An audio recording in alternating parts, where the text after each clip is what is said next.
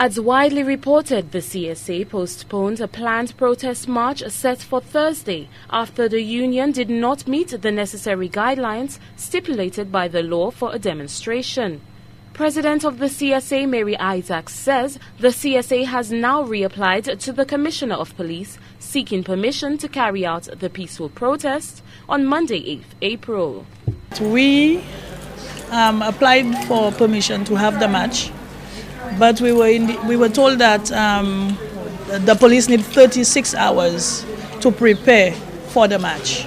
Okay, so what we did was we reapplied with a new date, which is Monday, with the hope that by Monday they will allow us to go ahead with the march. Isaac says historically the law was not always enforced. She drew reference to a previous march where she claims protesters did not have proper authorization to picket. However, Isaac hopes the government will intervene in an effort to settle the wage increase deadlocked prior to Monday's march. If it does happen, we welcome it. Okay, and I am actually hoping that that does happen so that the members do not have to take to the streets. But it takes two hands to clap. Meanwhile, in a separate interview, Minister for Labour Dr. Robert Lewis is confident of the conclusion to the current impasse. He says the industrial action undertaken by the striking CSA has an adverse effect on the country. Dr. Lewis believes the CSA should make overtures to the government negotiating team in a bid to thaw the ice and head back to the table. I think everything in human society is a matter of tolerance, is a matter of trying to understand each other's viewpoint.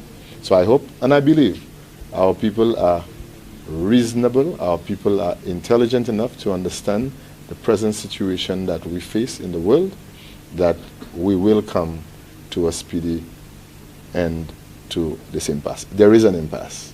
So let nobody say there's no impasse. There is an impasse because if you don't have impasse, you don't go on sick out, you don't go on strike action. Mary Isaac says that despite the recent blip in the protest march, the CSA is exceedingly well organized.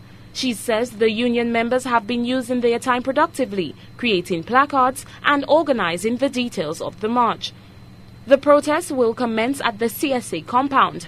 Demonstrators will then proceed to the city, then left on Jeremy Street, then Bridge Street, Brazil Street, back to Jeremy Street and continue back to the CSA grounds.